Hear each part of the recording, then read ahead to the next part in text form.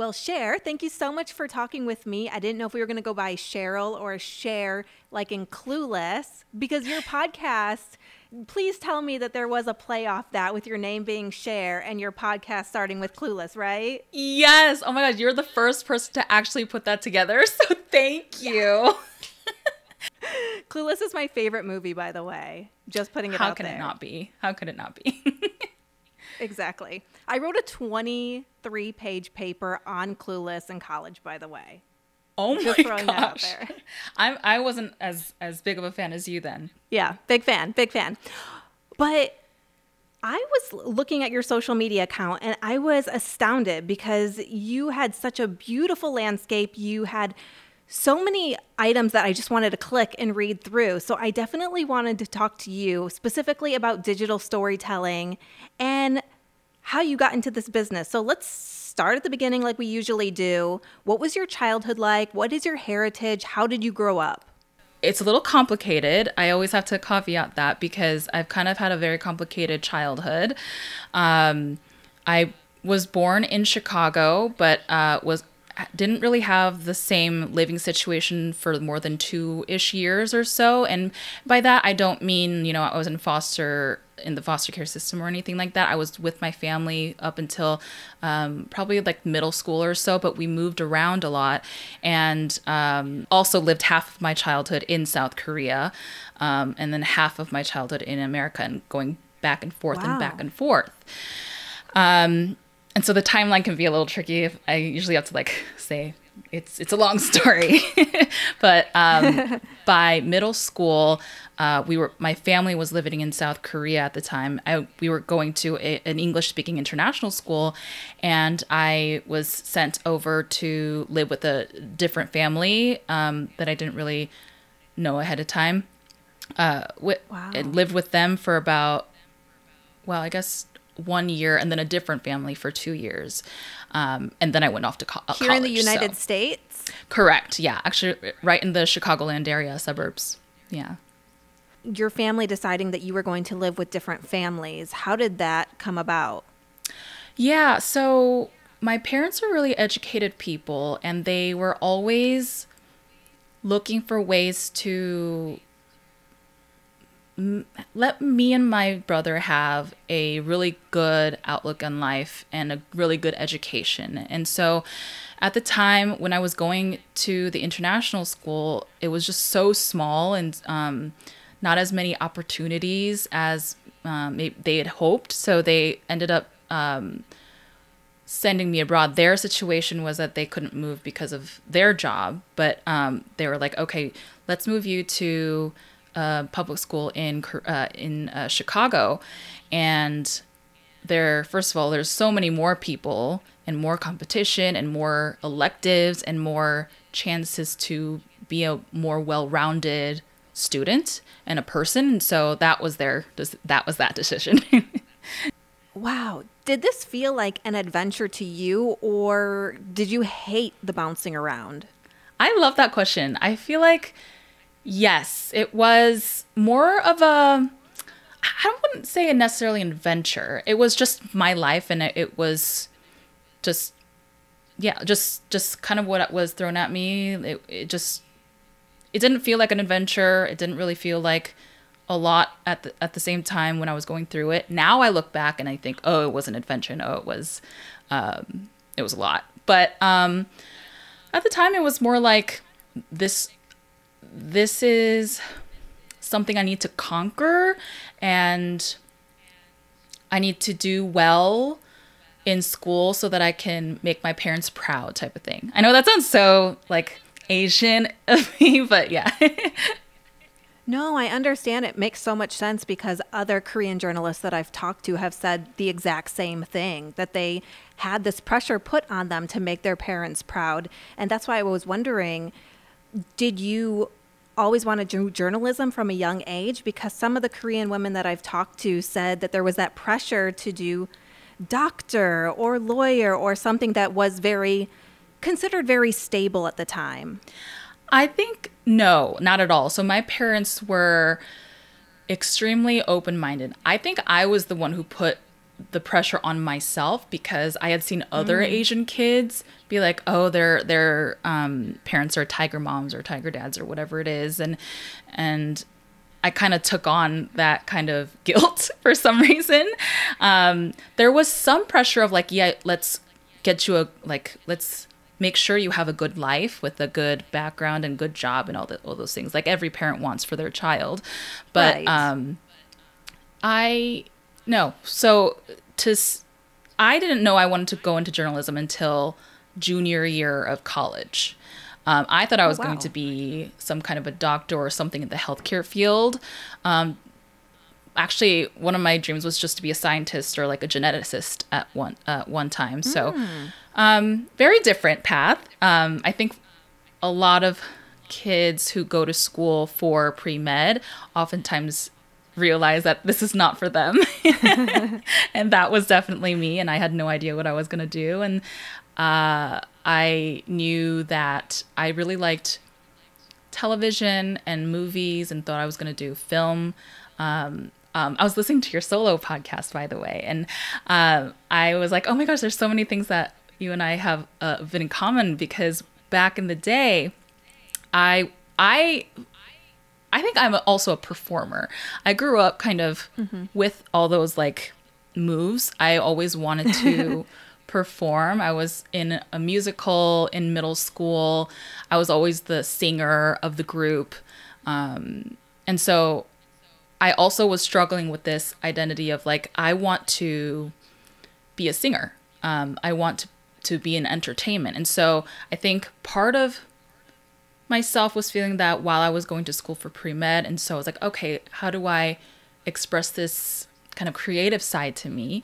And part of that was going to film, like doing or studying film and media. And that's kind of how I got into, I randomly took a journalism class, a reporting class. And then I realized one, I was good at it. And then also I really fell in love with the social justice aspect of things. I had grown up kind of, I didn't realize this until relatively recently, actually, when I was looking back on my life, but I was a fighter for justice, even as a kid.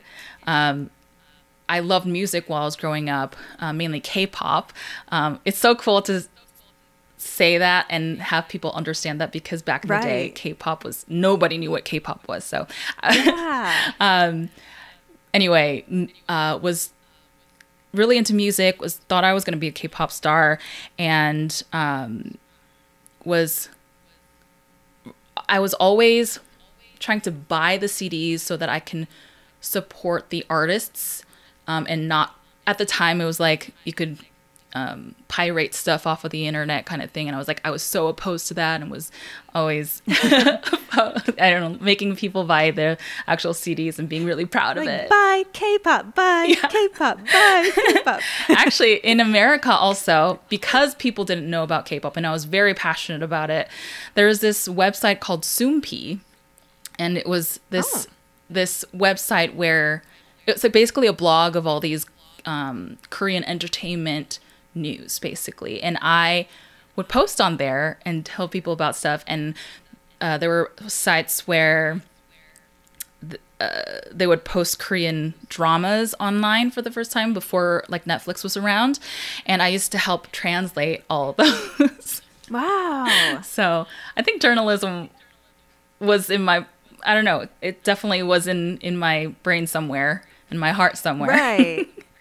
Yeah, in your blood somewhere. Yeah. But you made a really good point. You talked about learning in college that you were actually very good at journalism too. Talk about that, because we hear a lot of the time, follow your passion, follow your passion, follow your passion. But sometimes it's nice to hear or learn, hey, I'm actually really good at this. That's so true. Passion has always been tough because passion is a feeling and not really a direction. And I always, you're right, people say follow your passion, but I was always confused what they meant by that. I do think, it's like Oprah says, right? I forget exactly what she said. It's something like finding what you're good at and your purpose in life, and marrying that together is, or something like that is your purpose in life, or something like that. I'm definitely getting that wrong, but yeah, it feels good to know that you're good at something, because I've found that some of my friends had a hard time finding what they were good at, and I was really lucky, I think, to find that early on. And when you graduated, what was your first step into working in this industry?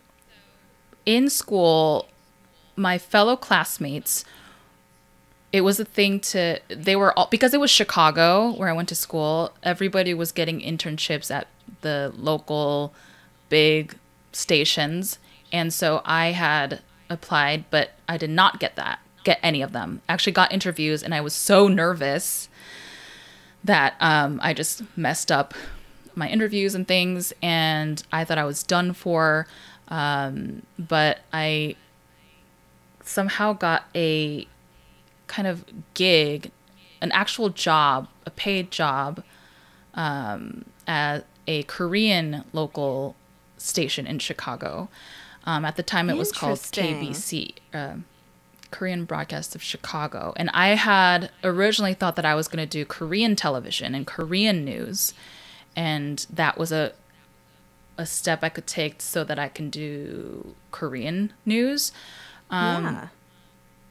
And then I realized everybody else in my class were getting all these cool jobs in American stations. And so I somehow I just kind of got to a place where I also got a job in local news. And so that's kind of how it started.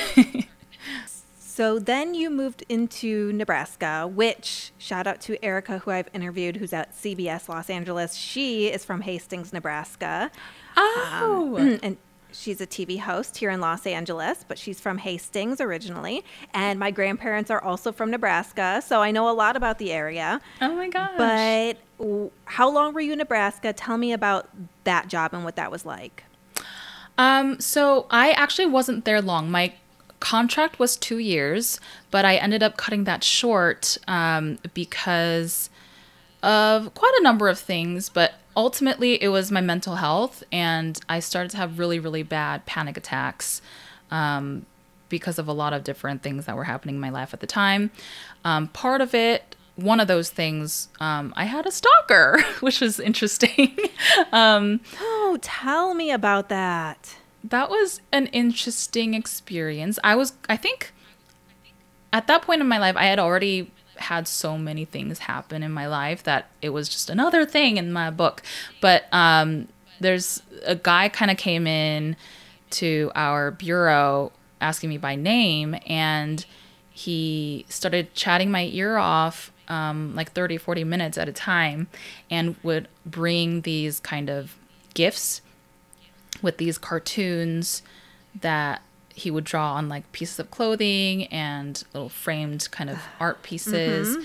And honestly, it was my first job, and I was like, okay, maybe this is what comes with it, right? I guess you're a public person now. Right. And as a viewer, you're thankful that they watch, and thankful that they're tuning in and, paying attention. But at one point, he came and started to kind of persuade me into letting me into my home, and was like, I have all these other gifts for you. I have a TV for you. I think this was around like Christmas time. But he tried to coerce me into letting me into my home that day or the weekend or whatever, so that he can fix up this TV and like make sure it's like, I don't know, connected in my home or something. And that's when I started to get the heebie-jeebies really, really bad, and security got involved. And that's when I didn't see him since that time. He was on a no-enter list or what have you. But then the security guy reprimanded me for entertaining someone like him. So it was it was kind of shameful. It felt shameful to me, and like I felt like the guilty one.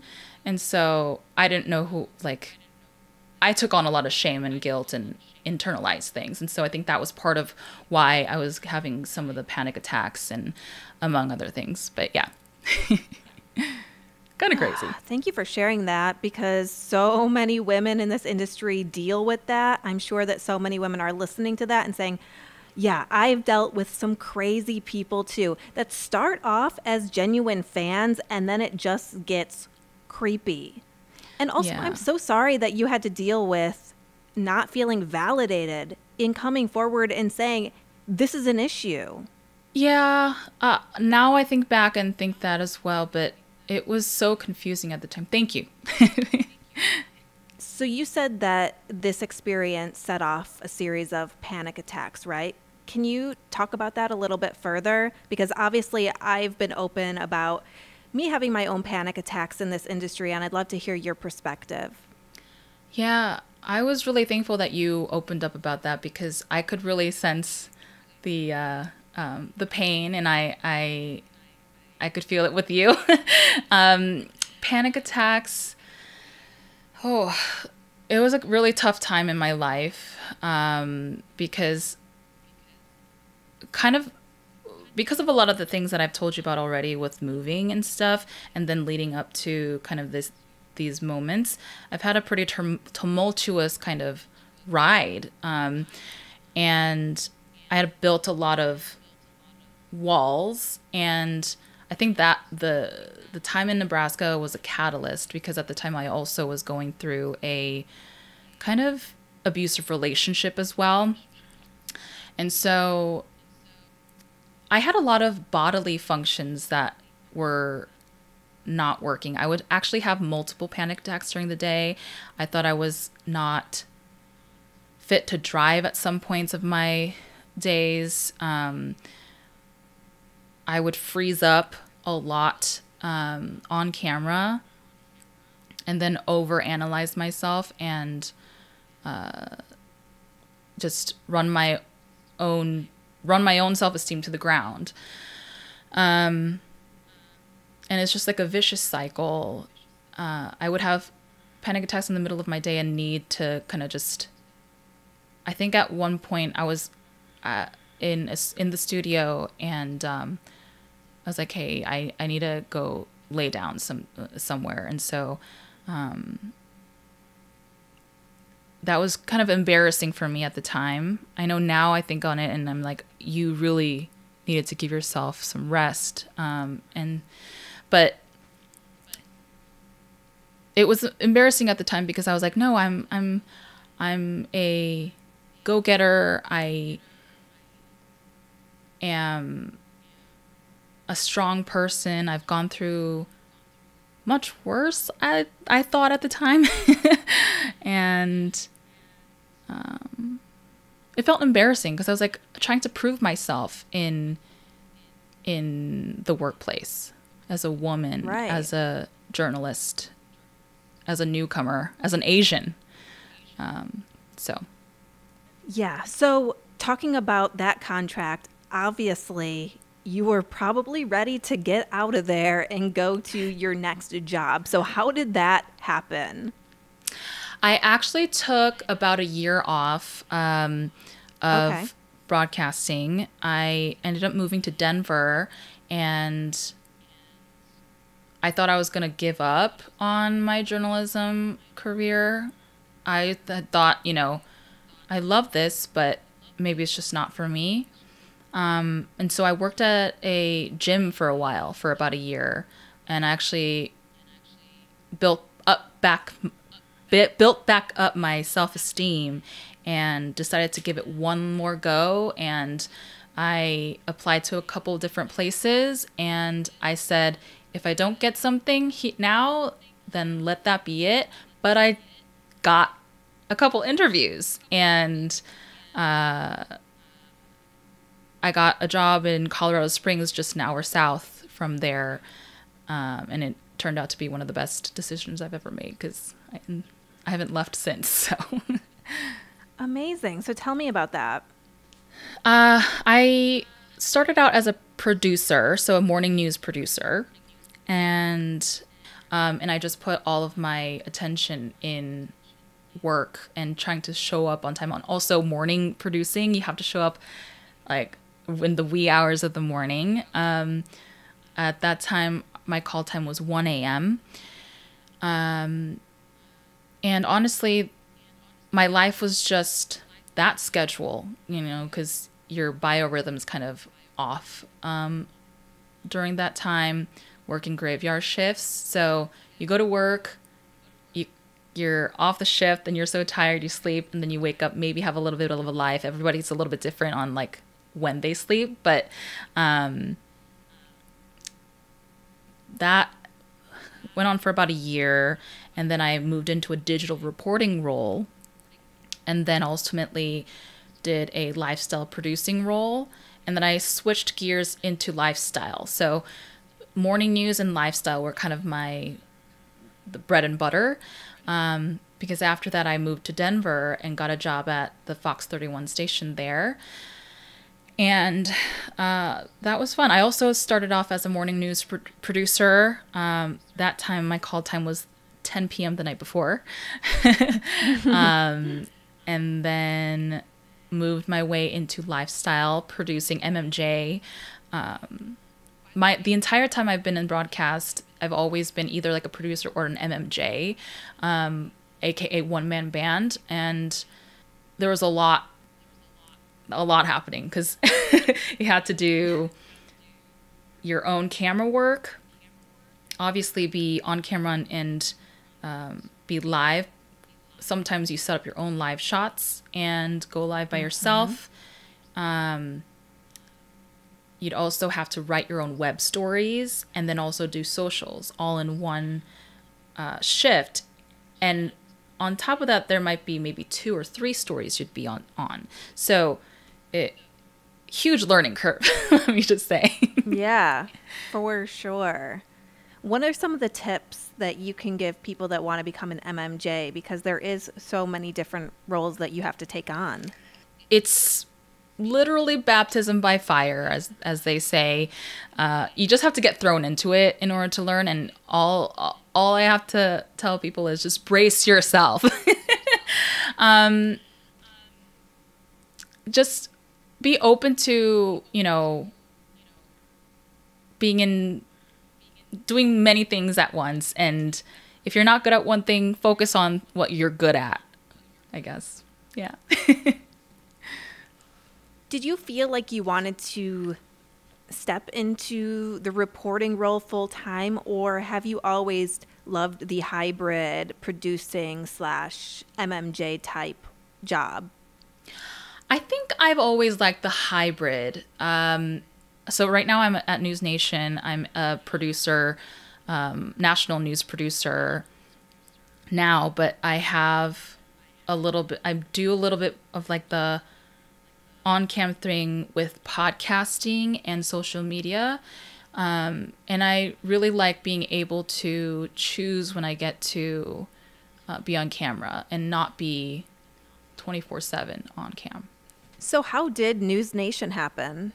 So if I backtrack, going back to Colorado Springs, it was a Nexstar station. So I've been in the same company since then. I got really lucky when I got into that position in Colorado Springs. They started up this program where you don't have to fulfill your entire contract each time. If you Right. Stay in one place for at least 1 year, you can move to a different station within the company.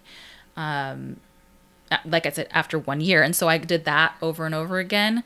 So I went from Colorado Springs to Denver to WGN in Chicago, and then I got to NewsNation.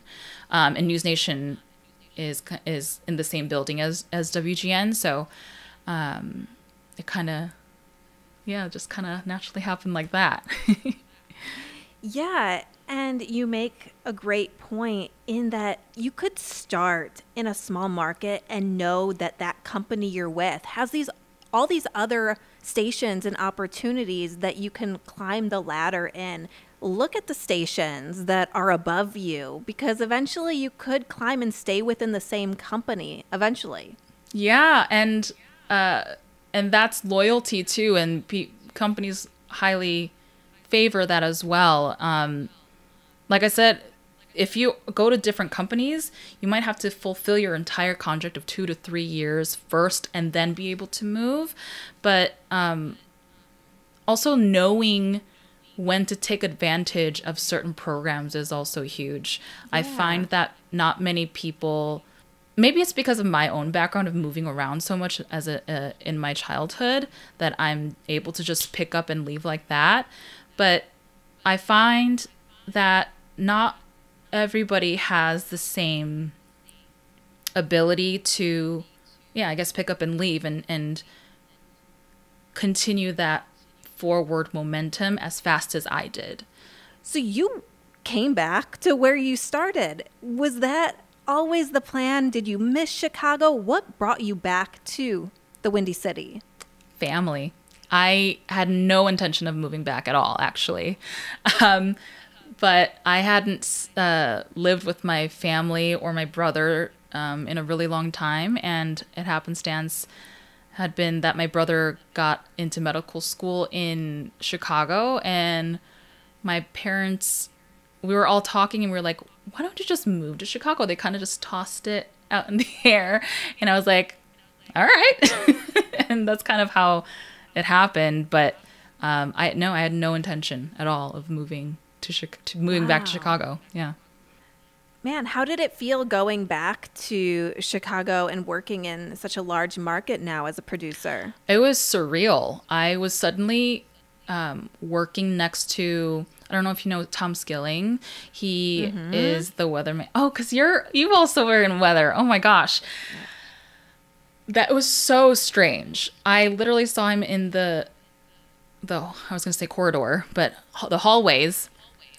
And he's the nicest guy, first of all. He ended up retiring last year, but it was just it was so weird to me. I felt like the fangirl. Growing up watching, you grow up watching somebody and then you suddenly see them so close. I was like, what is happening in this world right now? Am I living in a simulation? For those that don't work in news, can you describe the experience of being in the control room during a newscast? I can try. So there's a bunch of different TVs. What I always tell people when I tell them what I do is, if you see like a movie and you've seen those producers with like a bunch of TV screens, you're kind of in sensory overload, because not only are you watching what's happening in all these, what's actually on air, you're watching all the things that are not on air, these live feeds, the reporters that are not on air yet, the rundown, which has all the stories and all the video elements and the graphic elements and all these things. You've got to talk to the reporters in their ears, the anchor in a different ear, maybe a different producer or a segment producer or a writer somewhere else, and you're kind of communicating with them. So there's a lot happening, and you're having to make decisions with all this information you're getting in. So what's your favorite part of working at NewsNation? Ooh, the innovative side to NewsNation. I think I've said that before. It's they're willing to try new things, and it's a lot of work, but it fills me with joy to be able to try new things and not be faced with no all the time.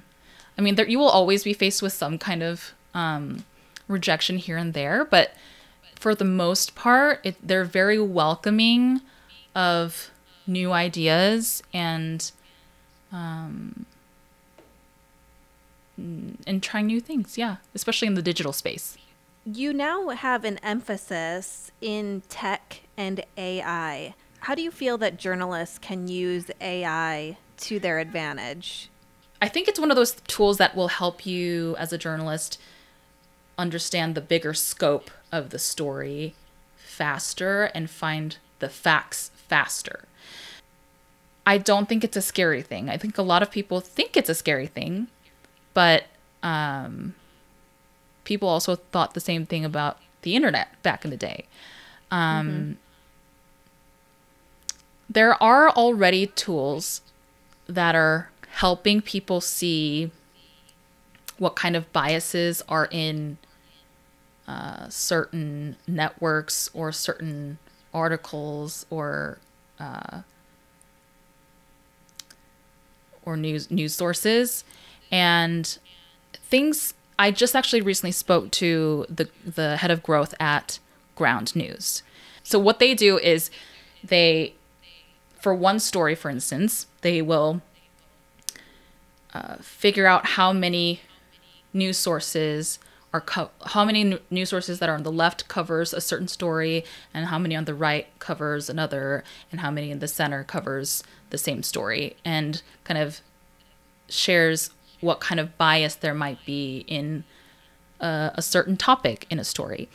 And if you use it long enough, it will start to show you how your viewing process, or what the types of stories you view, how those skew. So I can eventually find out if most of my news that I normally like to read are left-leaning or right-leaning or pretty decent in the center. And then once you know that information, you can adjust as needed. And so I think AI is going to help us understand our own biases more. And I'm trying to get people to understand that it's a good thing. And news is so overwhelming to so many people right now. I think I just read a statistic that maybe like 60% of people find news overwhelming. And I get it, because I work in news and I get overwhelmed easily as well. I think AI will be, once we figure out how to use AI, we will be able to use it, at least news consumption wise, use it in a way to not make news so overwhelming. How, speaking of technology and looking at your social media, do you have any social media tips in refining your social media account? Finding your niche. I know that's like a big word that like people like to say a lot, but really pinpointing the type of audience you want to target. Basically, what you need to do is train the algorithm to train it to understand who your audience is, and just keep putting out content along those lines so that the algorithm knows that who to send your content to. This means like a series of sorts, or let's say, like, for instance, I'm doing this AI series right now, and AIX news consumption. So that's kind of the niche that I've picked, and I have to keep going after that and let the algorithm know that is my content, and people who want to learn more about that will want my content, basically. And right now, what I see is, like, if you're hyper focusing on one niche and topic, that's the best way to go. People find it hard to like narrow it down. But I've seen, I'm also part of a community right now where they're helping lots of people grow. And a lot of times it's people who don't grow. It's the reason why is because they haven't niched down. I'm trying to niche down right now too. So we'll see how it goes. How can journalists today start to uncover their bias when they're writing and doing their storytelling? This is the question I've been asking my interviewees a lot too. I think this is where AI comes in, because it's so AI can be such an objective view in anything and everything. Inserting AI into the writing process and the creative thought process and the fact-checking process, and not relying on it, but using it as a tool, is how we're going to uncover our own biases. Because even if a journalist constantly tries to check their bias, but you don't know what you don't know.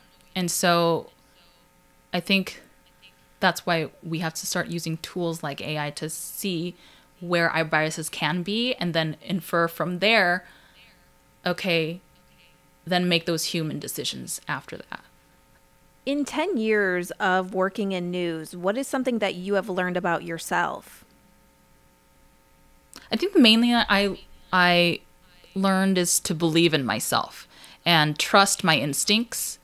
I've kept doubting myself and my decisions year over year, but lately, as I look back at my career and my decisions I've made, they were actually filled with lots of conscious decision making. I'm realizing that I do put a lot of effort and thought behind a lot of decisions, and I need to take myself more seriously. So, Cher, do you have time for the quick fires? Yes. Do you have time? All right. I've been talking your ear off. Fill in the blank. If I weren't a journalist, I would be a singer. We talked about that earlier. Yes. Actually, it's really hard for me to even go to concerts because I have this really deep love for the stage that Wow. I can't even go to performances without feeling so much. I analyze the stage, and it's really hard for me to know that that is not the path I've taken. And so Aw. Your coffee order. Americano, black. Hot or ice? Straight to the point. Oh, yeah. Your favorite travel destination?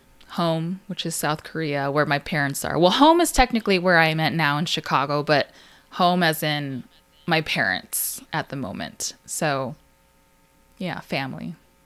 Something people often get wrong about you.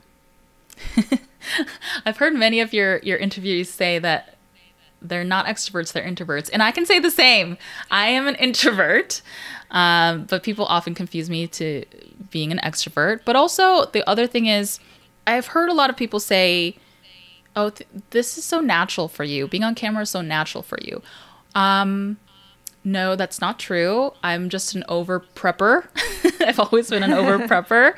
And I sometimes analyze too many things. And that has not always worked out for me. So sometimes I've learned to just give it a breather and not be an over prepper. Yeah, I've had to learn that as well. Once it gets 80% good, it goes to air. That's why I always think about make air, not art, because I can get so hung up on the art side of things. And then it's like, it has to make the deadline, guys. Truly. The deadline is the bane of my existence, but Exactly. Your favorite restaurant? Chosanok. It's this place in Chicago. It's Korean. It's Korean barbecue, but we used to go there as kids as well when my family was here, so it's kind of nostalgic for me. The older ladies or aunties that work there were notorious for treating guests badly. And Wow. it was just known for that. But I recently went and they were so nice. So that's no longer a thing, but it's one of my favorite places to be, Chosanok. If you ever get out to Los Angeles, Park's Barbecue is Ooh, amazing Korean Park's. barbecue. Okay. And I just went with my Korean colleague, so she knows the spots. The last movie, TV show, or book you watched and loved? I just recently watched Black Hawk Down on Netflix. I love documentaries, and especially war documentaries. So I've been loving that. I mean, it's really sad to hear the war stories, but also it's so interesting. War documentaries are so interesting. But on a I'll have to check it out. yeah, no, do. And there's also the documentary series called Turning Point, which is also about war. Also really good. But on the fun side, I just got into Hulu's Secret Lives of Mormon Wives. Wow. Oh. I love it too much. A snapshot of an ordinary, everyday moment that gives you true joy. Oh, every time I come home to my cat, she's like almost a dog. She like waits for me in in front of the door, and then just hearing her yell at me as I open the door is the cutest thing. If you could switch lives with one person for a day, who would it be? For me, it is the Diary of a CEO host, Stephen Bartlett, or Jay Shetty, also entrepreneur / podcast host of On Purpose. I just think they both are incredibly thoughtful people. I wonder how they make their decisions on a day-to-day and how they bring so much heart and purpose into every decision that they make. Yeah. I have to wonder how many minutes they meditate a day. Yes, especially Jay, the former monk. Yeah. One thing you're deeply grateful for right now. Ooh. Deep, meaningful connections with my family and my closest friends. The last several years has been one of my biggest goals has been to invest more into my friendships and my family. And especially as I get older, it's, you start to really learn how important family is, and year over year that doubles and triples. So, yeah. Last question. Dun dun. If you could go back in time to when you first started your career, what piece of advice would you give yourself? Yes, I talked about this before, but it's to believe in yourself. I think in your career, you really should be able to advocate for yourself. But if you don't believe in yourself, it's hard to advocate for yourself. And it took me a really long time to really believe in myself, and often catch myself even now kind of questioning my own decisions. But you are so good at what you're doing, and just believe in what you're doing. And I think young journalists now, female journalists especially, who shine, it's so beautiful to see young female journalists knowing that they deserve what they have and what the future that they will be pursuing, or like will have in the future. Does that make sense? Amen. Yes, it does. Yes. Cher, this has been so interesting and fascinating learning your journey. Is there anything you want to add before I let you go? There's still many to come. It's just in very infancy stages, but you can find me on Instagram at Cher Hwang TV. That's CherHwang TV. Same with my YouTube. My TikTok is called Cher Talk, Cher_talk, aka Mom Talk, aka Secret Lives of Mormon Wives. No, but yes, Cher_talk as well.